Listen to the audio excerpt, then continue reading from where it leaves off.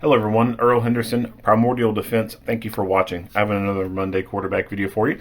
I'm going to play this video and then pause intermittently here and there to talk about things that are going on, to explain what's going on, and talk about things that I think that were being done right and or done wrong. Without further ado, here we go.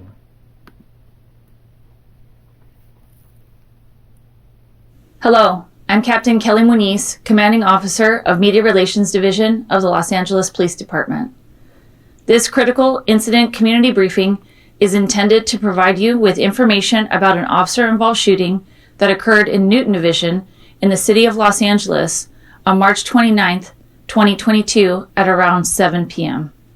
You're about to see relevant video footage and learn about other evidence and police procedures related to the case so you can have a better understanding of what occurred based on what we know right now.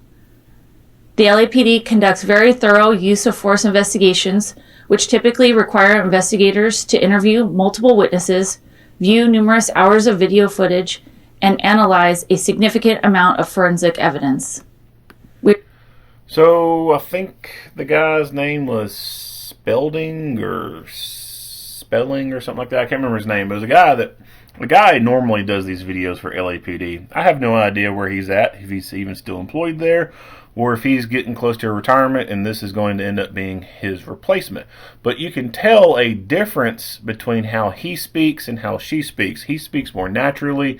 You can tell that it's not as easily noticeable that he's reading from a teleprompt or some type of script or something like that. So, and I don't talk about this in all videos, but I have spoke about it in some videos when I talk about a public information officer and media relations. But having someone who is a good public speaker is an ideal person that you want doing these type of videos. Now, I'm not saying she's horrible or anything like that. I think there's some room for improvement, just like there's some room for improvement for how I do my videos. There's been a couple people who've commented on a couple of my videos saying I'm a little long-winded with things, and I just kind of repeat myself on a couple of things, and that's true, I do. Part of that issue is I don't come up with a script or anything like that. I just kind of do it live, I guess you could say. There's a couple times, I will end up stopping recording and go back and redo it, but for the most part, I don't come up with the shit that I'm going to be talking about. It just fucking comes out of my mouth. But it is something, like I said, I've talked about before in other videos, and I think that's an important thing for the community, is to have a really good, strong spokesperson, someone who's going to create that sense of confidence for the people, because this may be one of the only people that they see who's representing this agency, and if that person does not seem like a strong person, then that's how these people are going to perceive that agency. The stronger the speaker, the stronger that they're going to maybe perceive that agency to be. Now, that's not going to be everybody, but that's going to be quite a few people. But strong speakers give good, strong images for the agency. Now, like I said, I'm not saying she's completely horrible or anything like that. I'd say she's new to this, and she'll most likely get better at it as she goes along. And I just want to kind of touch on that real quick. We'll continue on. We are still at the very early stages of this investigation, which can often take up to a year to complete, and our understanding of the incident may change as this additional evidence is collected, analyzed, and reviewed. We also do not draw any conclusions about whether the officers acted consistent with our policies and the law until all the facts are known and the investigation is complete. A word of caution: the images and information you're about to see may be disturbing. When a police officer uses force to arrest a suspect or defend against an attack, it can be graphic and difficult to watch. In addition, there may be strong language used by those shown in the video. Viewer discretion is advised, especially for young children and sensitive viewers.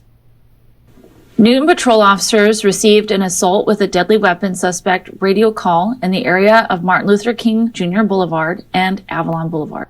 Why does bad shit always happen on roads named Martin Luther King Jr. Boulevard? The caller reported that the suspect was standing on the sidewalk, pointing a handgun at vehicle occupants passing by. The suspect was identified as Jose Barrera. Barrera walked to a nearby restaurant in the 4000 block of San Pedro Street, where it was reported that he was pointing a handgun at customers inside the location. As officers in an air unit arrived overhead, they observed Barrera walking toward the 4000 block of Adair Street, armed with what they believed was a handgun, and directed responding patrol officers to his location. Here is the 911 call and corresponding radio broadcast for this incident. Sí, mire, yo estoy ahorita en la King Boulevard y la Avalon, y anda un muchacho con una pistola y le anda apuntando a la gente. ¿En la Martin Luther King y la Avalon? Sí, él va caminando para el west, sobre la King. ¿Y él es blanco, hispano, negro, asiático? Parece hispano. ¿Como cuántos años? ¿Como cuántos años? Pues mira, como de unos 20, 25. Mire, aquí está, me estoy mirando. Y está apuntándole a la gente. Le acaba de pasar la policía, pero yo creo que lo miraron. Ok, no lo pude escuchar. ¿Como cuántos años? ¿20, 30, 40? Como unos 20, 25. Trae short azul. ¿Y qué color de camisa? Camisa negra, cachucha negra. ¿Y usted todavía está ahí ahorita? Sí, aquí lo estoy mirando, la saca y apunta a la gente y la esconde otra vez. Ok, un momento, quédese en la línea. ¿Y es como una pistola chiquita? No sé, pero sí se mira, pasa a un lado de él y sí se mira, trae como, no sé, el ace, pero no sé qué chingo será, perdón.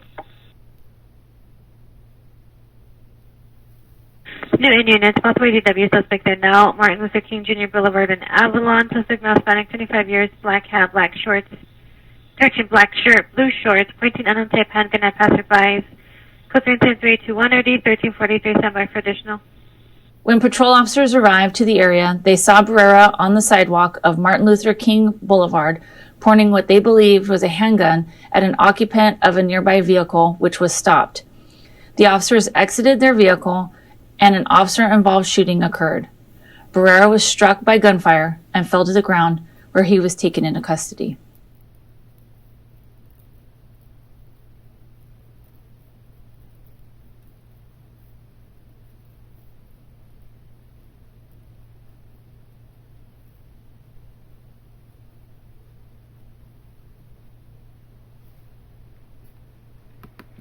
So, take note of how his hand's positioned here. Now, while I'm talking, the way I'm going to start talking right now, I'm going to kind of give a spoiler alert. He doesn't really have a gun. All he has is a cell phone. But keep in mind that regular citizens thought that this dude had a gun. Officers in a helicopter with a camera that can zoom in thought this guy had a gun. The person calling 911 thought that this guy had a gun, and he is holding this cell phone like it's a damn gun. He has his index finger indexed along the gun like a person would, trying to have proper trigger discipline. But it's just a cell phone. But what he's doing, it looks like when I first saw this video, just to get a kind of an idea of some of the actions, I skipped through the narrative part, which I think a lot of people end up doing anyway. But I skipped through the narrative part, and I just looked at some of the snippets of the stuff, and I thought, hey, guy with a gun. And I had no idea that this ended up being an incident where it was just a cell phone. So, yeah, it looks like a gun.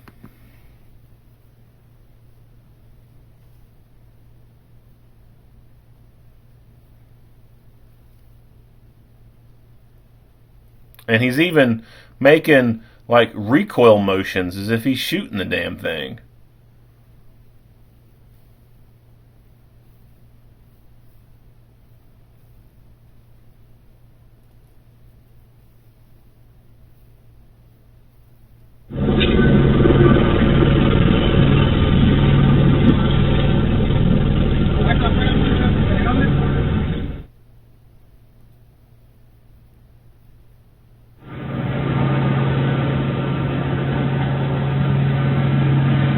this is when the police are showing up.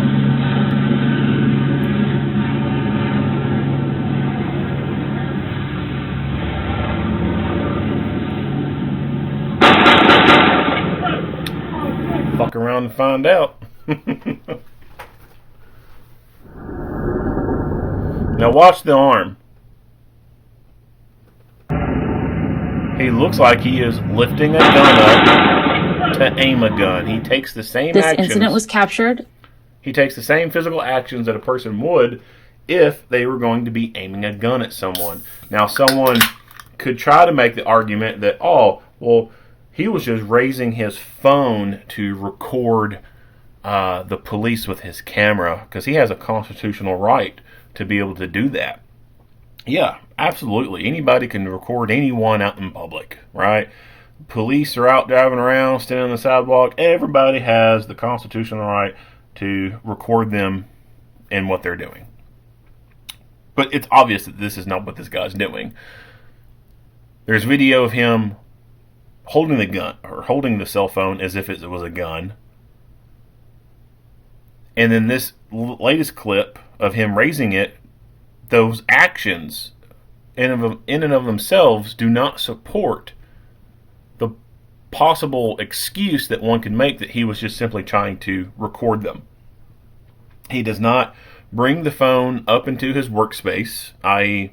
in front of his face, to enter in a password or use facial recognition to unlock the phone or anything like that, and to access the camera and turn it on and hit record and then hold it out to record. It just comes up in one quick swooping upwards motion as if he was taking the gun and drawing it and pointing it at people.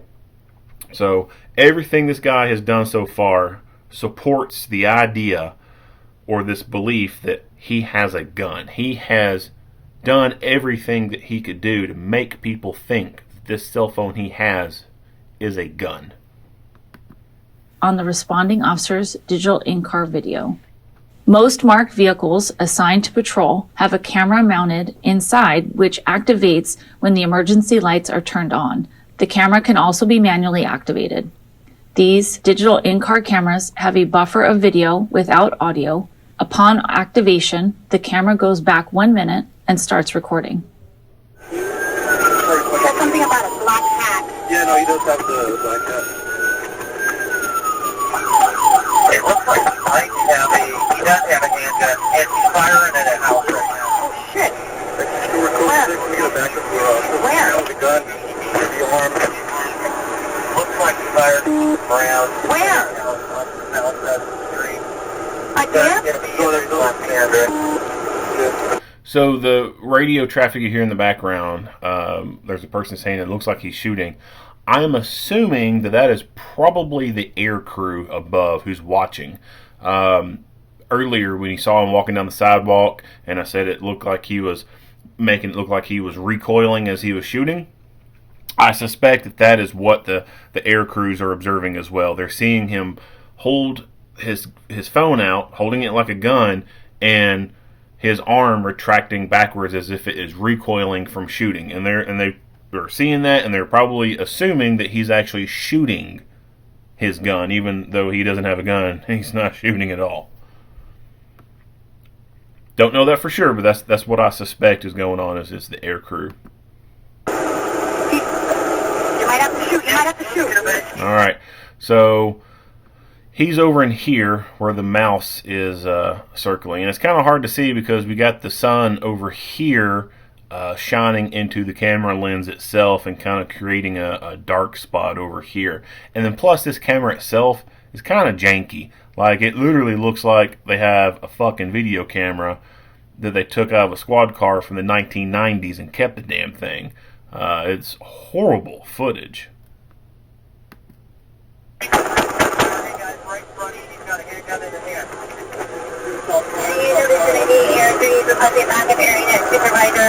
Now, just imagine what these people are thinking. I'll let it continue on and we'll see the rest of the footage. But just imagine these people right here. Can you imagine driving down the road and you see a police car stop in front of you, and the officer gets out of the car and starts fucking shooting? These people had to be scared shitless. This incident was also captured on the officer's body-worn video. Body-worn video cameras are used by most officers assigned to field duties. They are worn at chest level and capture a general perspective within line of sight of that angle. The angle of the camera prohibits viewers from seeing everything the officers saw and experienced. Upon activation, both audio and video will turn on. However, body-worn video cameras have a buffer of video without audio from the previous 2 minutes prior to the activation. This feature is designed to capture incidents that occur suddenly where an officer doesn't immediately activate the camera. Here is body-worn video from the officers involved in this incident. It looks like white Chevy. He does So much better clarity in camera. have a handgun, and he's firing in a house right now. Stewart code 6, we get a backup for a man with a gun in the arm. Looks like he fired rounds heading out on the south side. So I like how as they are approaching the scene, he gets his door open and he gets his gun out. He is ready for the fight. Street. He's on there. You can't see it very well, but he is using his foot to pin this door open. That way it doesn't close back in on him.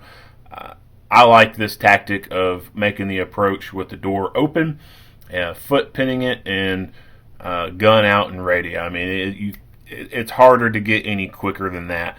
The downside to this is, depending on traffic conditions and whatnot, the only negative thing I can see with this is if another car hit them while he has his door open and his foot right there. Like, that's going to leave a mark.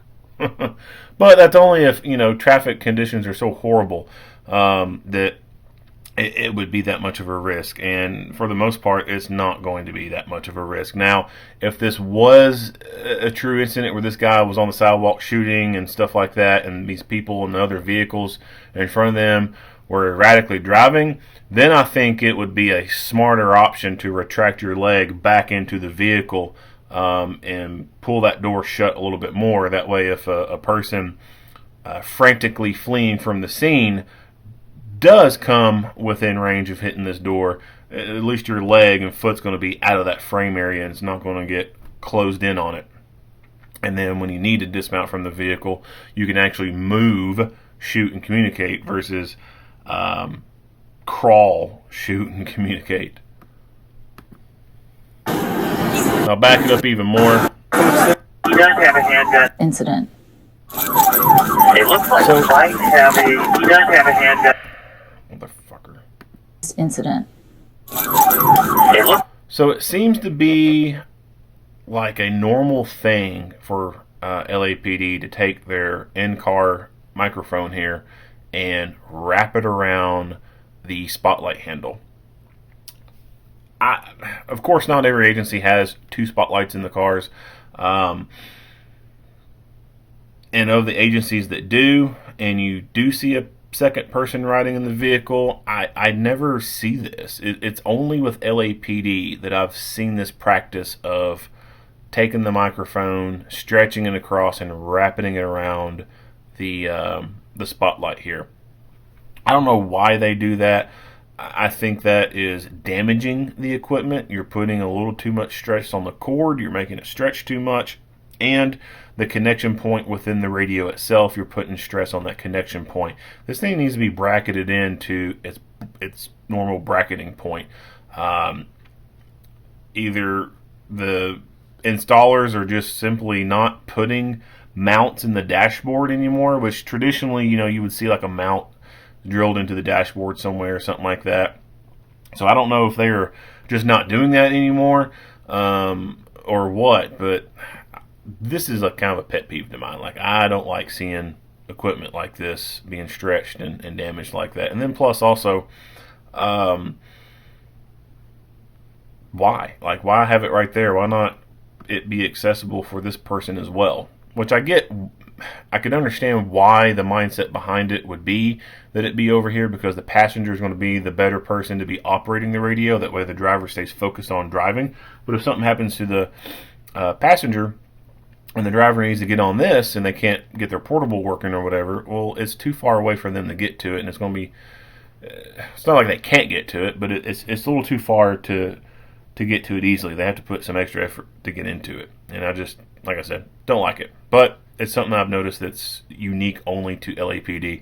If you happen to know precisely why LAPD does this, I would love to hear your input on it. Otherwise, I don't really know why they do this. He does have a handgun, and he's firing at a house right now. That's 4 6. We gotta back up to come out of the gun in the arm. Looks like the fire around heading out on the south side of the street. He's on there. Yeah. Might have to shoot. Hey, let me get back. X62, shots fired, Officer Lieutenant. Might have to shoot. Hey, let me get back. All right, so he shot, and he shot quickly while still having a microphone in his hand. That effectively means that he was, I shouldn't say effectively, that essentially means that he was shooting one-handed at that point, because if his left hand is fully occupied holding that microphone, then he's not getting a good supporting grip on this gun. So he's just essentially, like I said, shooting one-handed. What I would have liked to have seen is him just completely drop the microphone itself and go to a good solid two-handed firing grip. X62, shots fired, Officer Lieutenant. Here we go again with the normal practice of LAPD not putting any microphones on their portable radios. I've talked about this before in many videos. I think I pretty much mention it in every LAPD video that I do.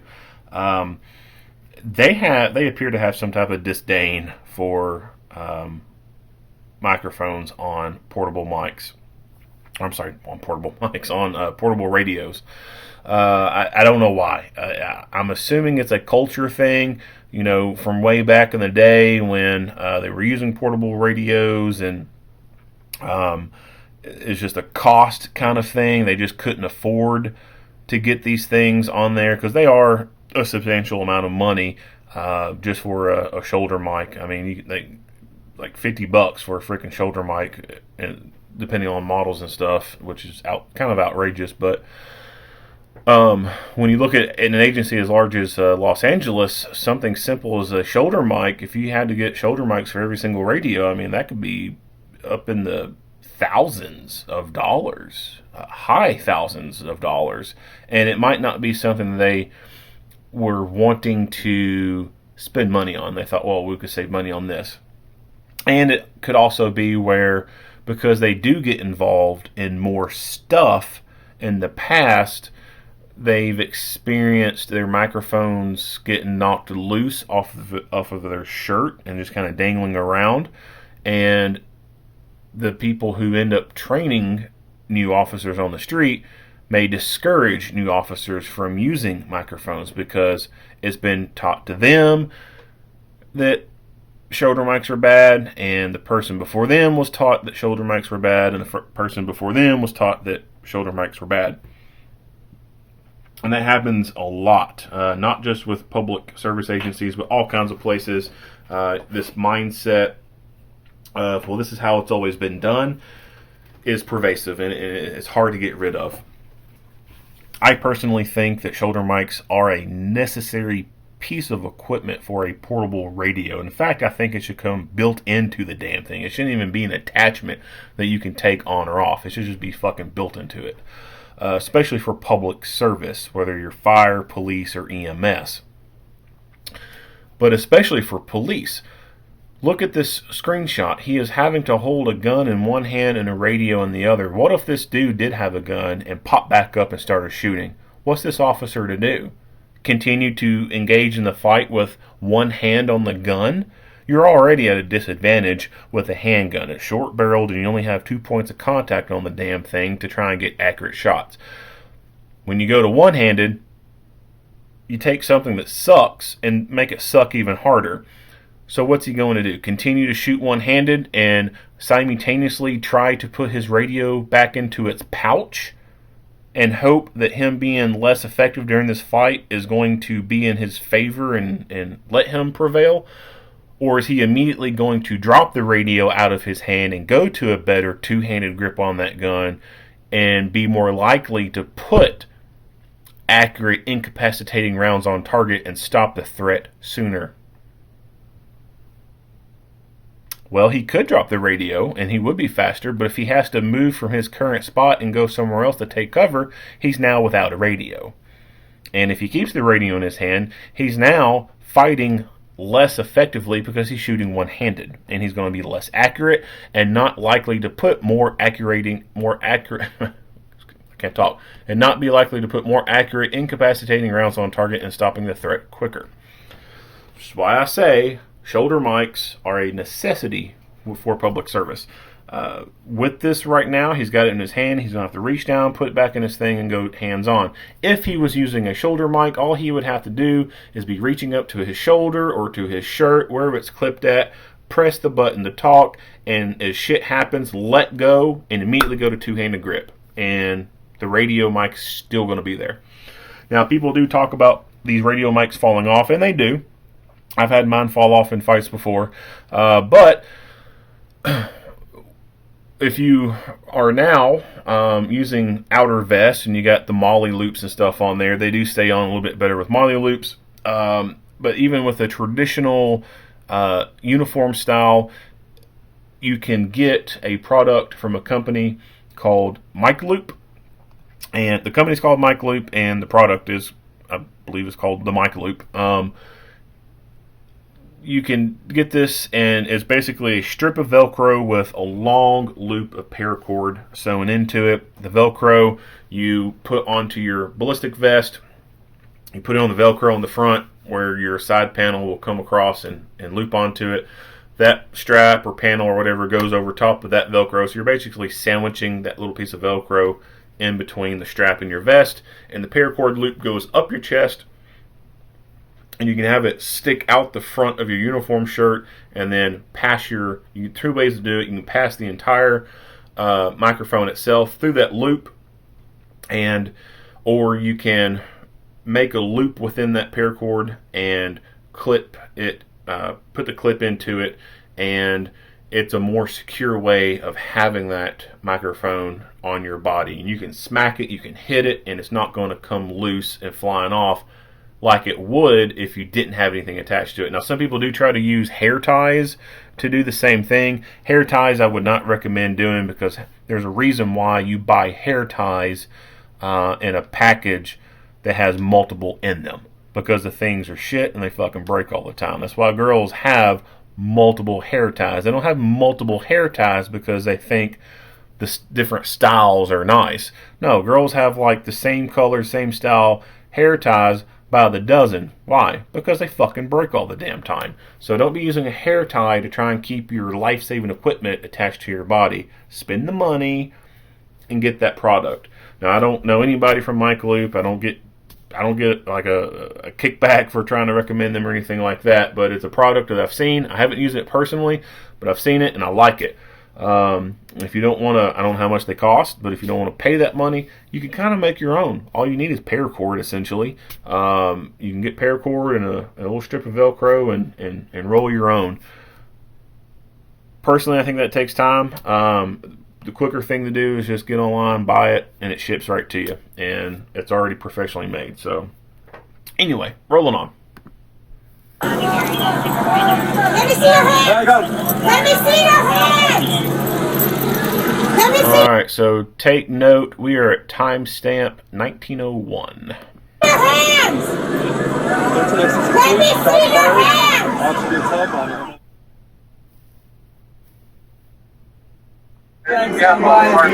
We're now at 1911, so it's taken 10 minutes for them to form a team together to go in and take this guy into custody. No problem with that whatsoever. Some people may say, well, he's sitting there bleeding out. Oh, well, he shouldn't have pretended to have a gun and point at the police. He brought this shit upon himself. The saying, fuck around and find out, has come to fruition here. These officers have no idea that the only thing he had was a cell phone. They have to assume that he has a real gun because so many other people believe the same damn thing. They believe this guy had a gun. So they are doing the right thing. They are doing this safely. And the goal is for each officer to go home at the end of the day with the same amount of holes that they came to work with. If they go home at the end of shift and go sit in their lazy boy recliner, if they go home at the end of shift and get on their treadmill, whatever the hell it is they do normally at the end of shift, they need to be able to go do that at end of shift. They don't need to be sitting in a hospital bed at the end of their shift. They don't need to be in a body bag at the end of their shift. So, if it takes them 20 minutes to do something safely and someone bleeds out during that time, like I said, oh fucking well. Shouldn't have been fucking around.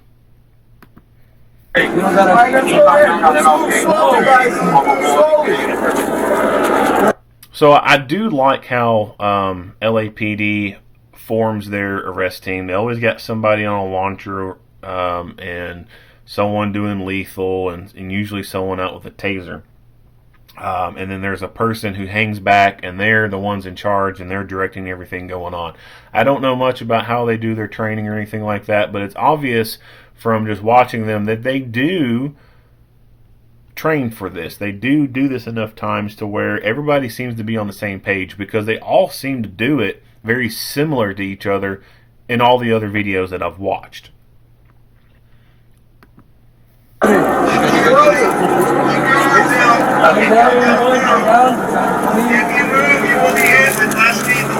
Slow down, guys. Slow down. Do not move. Watch your cross. Now, I've talked about shields before, and my opinions on shields is, for the most part, I don't think that they are used appropriately or correctly. This guy is walking with a shield, and he is the only person benefiting from the shield, except for maybe this person right here who's holding onto their belt and the guy with the camera who's kind of behind him. They're kind of sharing the benefit of this shield and being behind this guy. These other people onto their sides, completely exposed. So what's the point of carrying this fucking shield? It's kind of selfish just for this one person to be carrying a shield. Like, oh, you're the most protected out of the whole group, but these guys to your left and right, oh well, fuck them. I just don't think a lot of times these shields are very useful in these kind of scenarios. Might as well just leave it in the car. It's a bunch of unnecessary weight that you're carrying, and it's not benefiting anyone else. If I could get one of you guys to break off and come over, I believe it's going to be long down the road and stop going down. Not the whole down at the intersection for crossway. Arrest him. Ready? Push. Put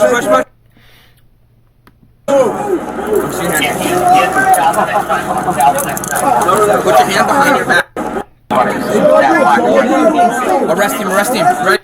Now, I do think that it could have been better if they had approached from the other side. That way his eyes would be looking in another direction and he wouldn't be able to see them make every move and where they're at as they're approaching. If they would approach from this side, he could have maybe heard them approaching and hear the radio chatter and hear the person giving the commands, but he wouldn't know for sure exactly how many are there or exactly where they're at unless he turns his head and looks at them. By approaching from this angle, he gets to see exactly how many there are. He kind of gets to size them up, look at their face, see who's about it, who's not, etc. I do like how when they make this approach, the person with the rifle stands right here while the others come around to the side to start cuffing him. That way, this guy does become combative. Well, he's getting one to the dome, and these guys are clear of it. Put your hand behind your back. Hand behind your back. What I do, sir.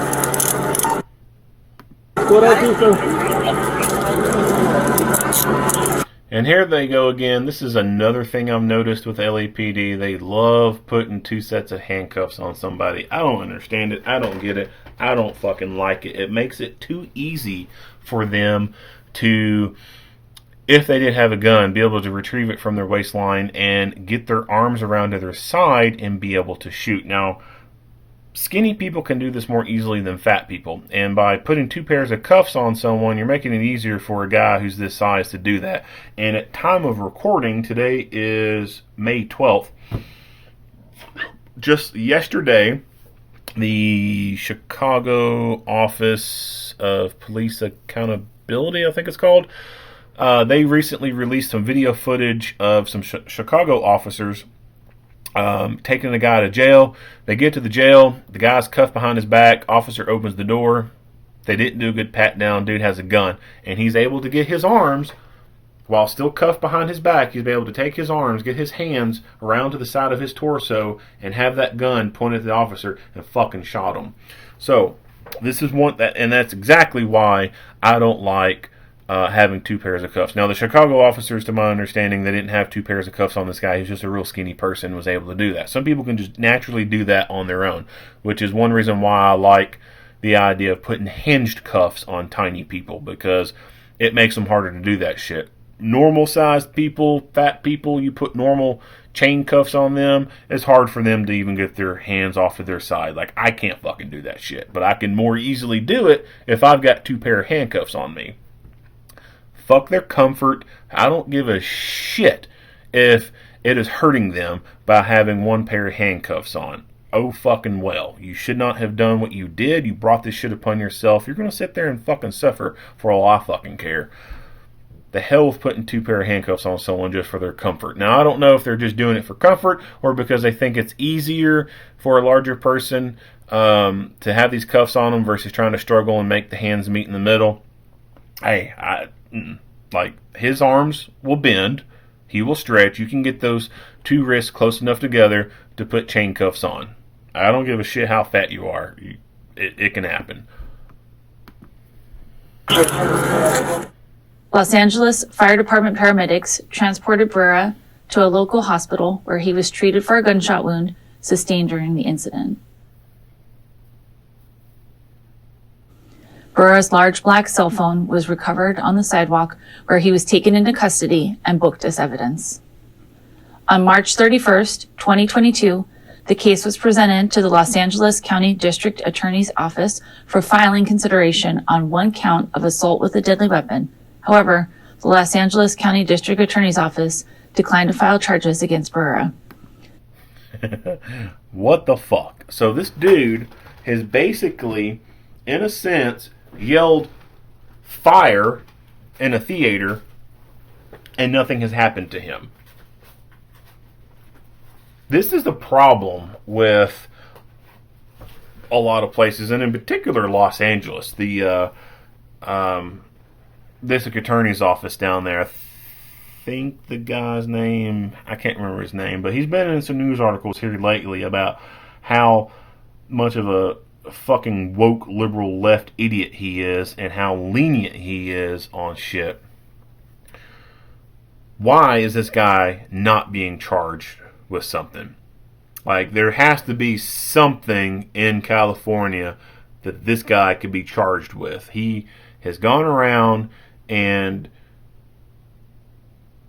basically acted disorderly and caused alarm to people.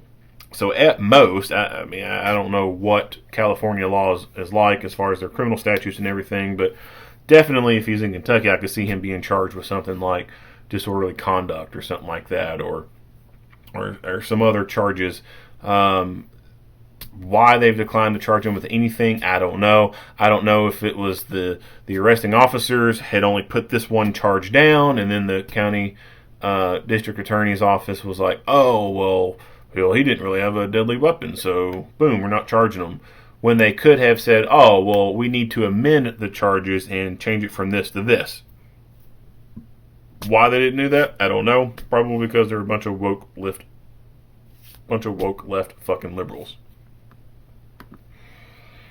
Jose Barrera is a 45-year-old resident of Los Angeles. In the next several months, the LAPD will continue to investigate and analyze this incident. We will continue interviewing any witnesses that may come forward and complete any forensic tests. After the investigation is complete, our critical incident... All right, so this is pretty much the end of the video. The rest of what they talk about is how they do their investigation and all this other bullshit. So nothing wrong with the shooting in and of itself. Like I said, multiple people thought this guy had a gun. And it wasn't just police who thought this guy had a gun. There was other people who thought this guy had a gun. This guy was acting like he had a gun. He was holding his phone like he would a gun. He was making motions with his arm as if he was shooting a gun and it was recoiling. Everything led to people's beliefs that this guy was armed with a gun. So absolutely no problem whatsoever with this officer shooting this guy. But, you know, there's some idiots out there who are fucking whining and belly aching over the issue. Of course, we know who those people are, and they are fucking stupid. If you like what you hear and see, go ahead and give me a like and a share. If you haven't already, hit that subscribe button and stay tuned for more Monday quarterback videos. Earl Henderson, Primordial Defense. Thank you for watching.